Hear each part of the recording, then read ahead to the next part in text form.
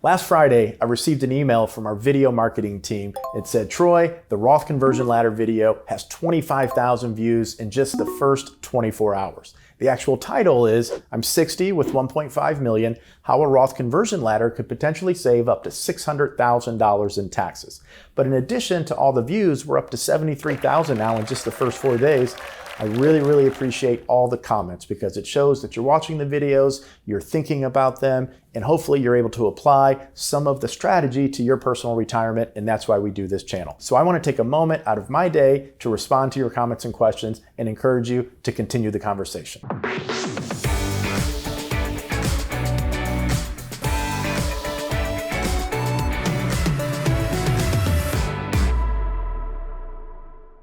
For those of you who may not have watched the video yet and are seeing this for the first time, if you go to the Oak Harvest YouTube channel, click on videos, it's right here. It's the one with me climbing the Roth Conversion Ladder with the golden egg here. Just simply click on it, the video comes up. We're gonna pause that and go down here to the comments. So the first comment comes from Chame127. So apologize if I mispronounced it, but she says, I'm a single mom, currently retired, and considering the current roller coaster nature of the stock market, I decided to stay on the sideline for a while. Now I'm worried with the numerous bank failures as of late. Am I better off reinvesting my savings in the stock market, or do I wait? So there are 9 different replies to this comment. So that's why I wanted to address it, because obviously it's something very important, but it gets to some of the very fundamental concepts of financial planning, especially when it comes to retirement. So if we look at some of these comments down here, Warner says, I'm scared, but also excited to add to my positions as the market drops, which is a very good way to look at this. Osterhagen says, I'm hoping to end the rat race by 50, going 80% equities, 20% cash. Again, plans to reinvest or invest more when the market drops. And you continue down the comments, you can go to the channel and kind of read these here. So a couple of points, and then I want to tie it back to the Roth Conversion Ladder. Okay, first things first. We never want to allow our emotions to dictate our behavior when it comes to investing. So concerned about the roller coaster of the stock market. Well, the truth is the stock market is a roller coaster. That's not going away anytime soon. As we read through the comments here, it talks about some of the volatility, but I wanted to pull this chart up. It's known as the VIX, and it tells us what volatility has been over any time period that we enter. So I actually input the 5-year chart here, and we see volatility is actually darn near at a 5-year low. Now that means stocks are at an all-time high nearly, because stocks and volatility work inverse to one another. First and foremost, when we feel that the market's volatile, it's typically because we're watching the news or the news media, and they traffic in selling fear and greed. And that leads us as humans to allow our emotions to kind of dictate our behavior, and it really changes how we view the actual stock markets. But the truth of the matter is, when we look at it from a mathematical perspective, volatility is at an extremely low point when compared to the past 5 years. We see this big spike right here. That's the crash in March of 2020 from COVID. So we see over the past 5 years, volatility has been at a much higher level, but very clearly it's been trending down for the past, let's call it, year and a half. So a couple of quick points here. Different approaches if you're in retirement versus in the accumulation phase. Either approach, though, it would not be a bad idea to dollar cost average. That means taking an equal portion and investing it over a periodic period of time. So maybe $10,000 a month for the next 10 months to get $100,000 in. Not a bad approach if you're in retirement or in the accumulation phase. But if you're in retirement, the consequences are so much more dire if you make the bad decision. So what you really need is a plan. You need to see how much income your assets can generate with respect to inflation and taxes over time. Now, we call this the Retirement Success Plan, but all that really does, the RSP, is create visibility into the impact your decisions are having today on your future security. So you need to create that visibility, and then step 1 of the RSP is understanding what an appropriate allocation is. Now, by doing this, you see the impact of specific allocations. So 60 stocks, 40% bonds, 80-20, 20% stocks, 80% bonds, how all those different allocations could potentially provide an expected rate of return. And then as you're taking money out over the next 20, 25 years, you can get a range of possible outcomes based on all of the best known assumptions that we can make. So you need visibility to help make these types of decisions. Tying it back to the Roth Conversion Ladder here, all of these videos that I do about tax planning, they're based on a snapshot in time, given the circumstances that we actually know. Truth of the matter is, in 6 months or 1 month or 15 months, the market could take a pretty big correction. So when it comes to our Roth conversion strategy, generally speaking, in market corrections, we have the opportunity to accelerate our Roth conversions, because when those principal balances decrease because the market drops, you can do a conversion. So let's say your account's $1 million, it drops to $500,000. Well, if you convert $100,000 when it was $1 million, that's 10% of the account value. But the opportunity that comes when the market goes down, converting that same $100,000, you're going to pay the same amount of taxes. $100,000 is going to move over to the Roth. It's now 20% of your retirement account balance. So you've converted a larger percentage of your overall retirement account for the same cost as just a few months prior when the market was a lot higher. So that's an extreme example of a 50% drop, but it makes the math easy. And hopefully you understand that by being in the market, even when it goes down, there still is opportunity created. We have something new that is designed specifically for you who are concerned about market volatility, the market dropping. So we're going to wait until January, possibly early February, to tell you about that. But we're very, very excited, and we think you will be too. Next comment is from John Essency, 9467, and he says, it would be interesting to see how this approach works for single people. So a couple things here, John. So the concepts are the same, whether you're single or married. The difference is you don't have two Social Security incomes, of course, but the tax brackets are different. So to achieve the Roth conversion that targets the same tax bracket, you have less income room, meaning you can convert less or have less other income before you're approaching those similar brackets as a married filing jointly couple. Second thing, we'll actually do a video about this same concept for single people. That'll come out in a few weeks, so stay tuned, but we're gonna do a video to more specifically answer your question. Next comment comes from someone with the title of user with a whole bunch of numbers behind it. They say, it would be helpful to also show how the conventional strategy, option B in the video, drags you into increasing tax brackets, IRMA thresholds, and possibly NIIT, which is net investment income tax. Okay, the general premise here is that your retirement account, for many of you, is a ticking tax time bomb. And what that means is the more you let it grow, once you hit required minimum distribution age, the government mandates that you take out a pretty large percentage. And that percentage is increasing as you progress through retirement. So what a lot of times happens when someone comes to see us and they're already 75 and they say, Troy, I've been listening to you for 10 years, but I'm just now calling you because my RMD started and I have to distribute so much, my taxes went up, and it really becomes too late to address the problem at that point. But that's what we're talking about here. When you necessarily don't need all that income, you're 75, 76, 77, 80, and the government is forcing you to distribute these large sums of money, you multiply that percentage by your ending account balance on December 31st of the previous year. That number is how much you must distribute. You distribute it from your IRA, it's fully taxable. At that point, you've turned Social Security on, which possibly too, if you're married, Social Security checks. You may have dividends, you may have interest. So by not doing the Roth conversion strategy leading up to that point, the Roth Conversion Ladder, then you possibly put yourself into a precarious position because you're forced to distribute so much money that goes on top of all your other income. Then you're crossing over into certain thresholds because of all that income where you may owe net investment income tax, you may owe an extra tax on your Medicare premiums.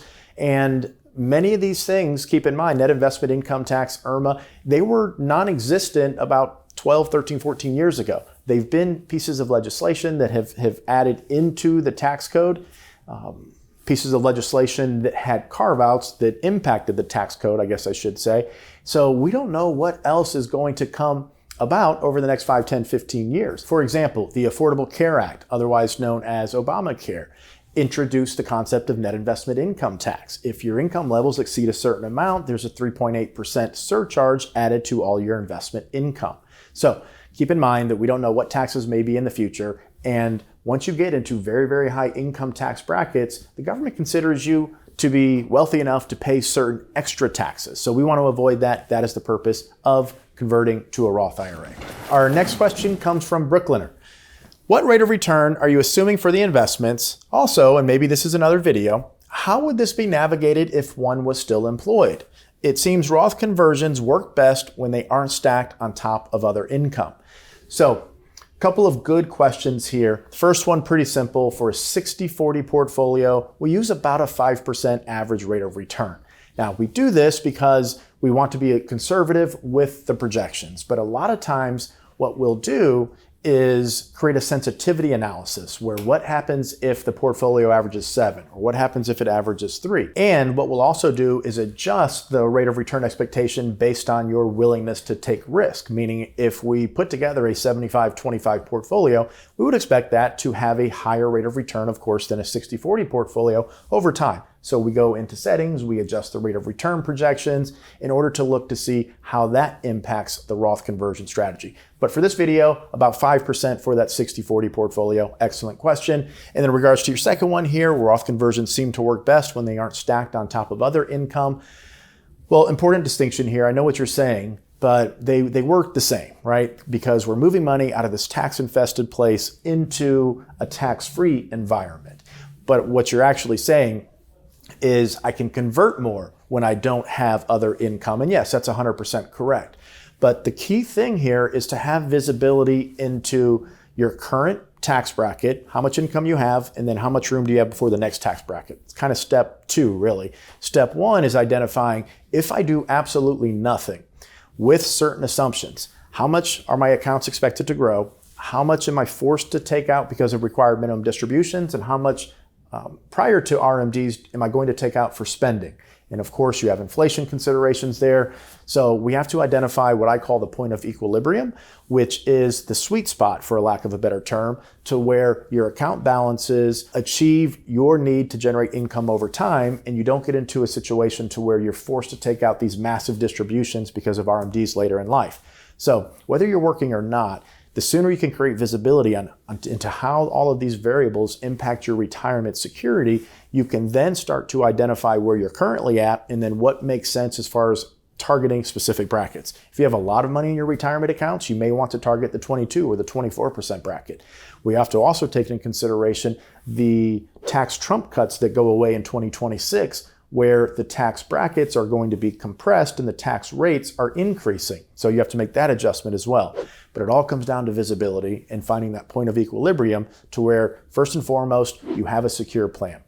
We don't want to ever let the tax tail wag the dog, meaning we don't make decisions to reduce our taxes if it comes at the expense of our overall retirement security. So we want to find that point of equilibrium to where we pay the least amount of taxes that we possibly can expect to pay, while at the same time increasing our security with regards to our portfolio's ability to generate the income we need based on our vision for retirement and accomplish those objectives. Our next comment comes from Bill Moss, and essentially he says here, great video, thank you very much.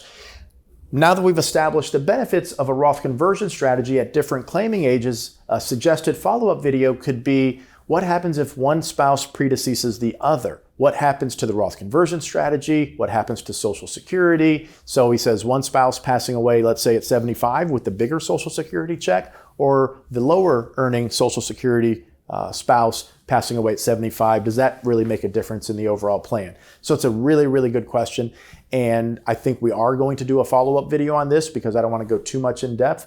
But the big thing I want to point out in this video is that the Roth conversion strategy typically becomes far more advantageous if one spouse passes away prior to the other spouse or predeceases the other spouse early, because you go from the married filing jointly brackets to the single brackets. And again, we have a major compression of the tax brackets happening in a couple of years.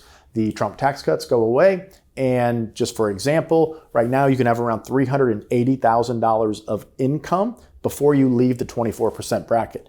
In 2026, that's going to be about cut in half. It's going to be about 175, 180, maybe 190,000 of income, married filing jointly, both scenarios, before you are now leaving the 25% bracket. So you can have about half the income before you go into the next bracket in a couple of years. Now, that's the married filing jointly brackets. You almost have to cut it again in half once you start analyzing the single tax brackets. So if you don't do any planning and this tax-infested retirement account balloons to these large amounts, once you start required minimum distributions, if one spouse predeceases the other, you may find yourself in a position to where, yes, one Social Security check goes away, but you still have one Social Security check, and now you have these massive RMDs, and you're in the single tax brackets, and you very well could be paying a lot more taxes in that scenario than you would otherwise.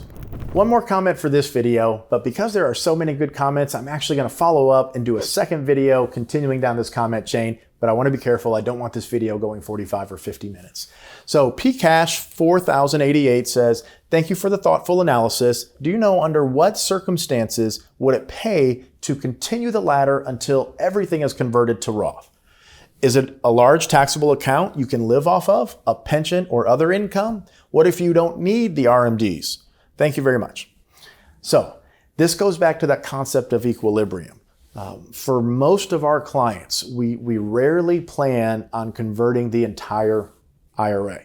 It's because we create visibility into the impact of the decisions that we're making today, what they have on the future. But then year by year by year by year, we're updating everything, recreating what that visibility looks like, and we're able to maneuver and to adjust. So when your spending needs change, for example, your IRA account balances change, your Roth account balances change, the analysis usually changes pretty substantially in subsequent years. So we're able to adjust the tax strategy based on trying to find that equilibrium point. If your account grows more than expected, then the analysis changes. If you spend less or spend more, the analysis changes. But what we're really trying to get to is the point to where your future income needs can be supported at a modest level from the IRA, so we're not in this giant tax bracket potentially later in life, making Roth distributions, making non-qualified distributions. We call that a multiple account distribution strategy. We're trying to just consistently take snapshots of all of these variables over time and then adjust so that your income needs are provided with the least amount of taxes paid over the long haul. So I know that's not the most simple explanation, but stated another way, we're trying to identify how we can make good decisions today to help you pay the least amount of tax based on all the information that we have over time. But then, because it's dynamic, everything is dynamic. Your account balances, your spending, the tax code, your wishes, what you're trying to accomplish, your health, all of these things, everything is dynamic. So we have to keep doing that analysis and keep making adjustments according to all of these shifting dynamics inside the plan. So we're simply trying to help you pay the least amount of taxes over time by developing an income and tax strategy that meets your objectives, and then just doing the analysis over and over again as time progresses and making adjustments where needed. So to be very direct and answer that question with an example with numbers, let's say we create a plan to where we want to have about $400,000 left in the IRA after we're done doing conversions. Well, what we project is based on growth in that account, based on the required minimum distribution in that account, based on your income needs, based on how much Social Security you have, based on how much money you have in other accounts where we can pull from in a more tax-advantaged manner. We can satisfy that required minimum distribution. It can pair with your Social Security income, any dividends, interest, other income you may have. So that complete number meets your inflation-adjusted spending goal in 10, 15, 20 years. So that's what we're kind of constantly trying to adjust, is how much are we converting in order to reduce taxes over time, but also we don't want to convert so much that everything is tax-free and then we've over-converted. And the downside of over-converting is now we've taken money out of the accounts that you don't have to earn interest on, the money that we pay taxes with. And that could be a situation where you just end up with less than you otherwise would have. Doesn't mean you're going to be in the poorhouse or eating beans and rice like Dave Ramsey would say, but our job is to help optimize, to provide value. So by doing that consistently over time, we're trying to identify what is the appropriate balance so we can generate income that pairs with your other income sources to meet your inflation-adjusted income need and make adjustments as time goes on to continue to find that point of equilibrium.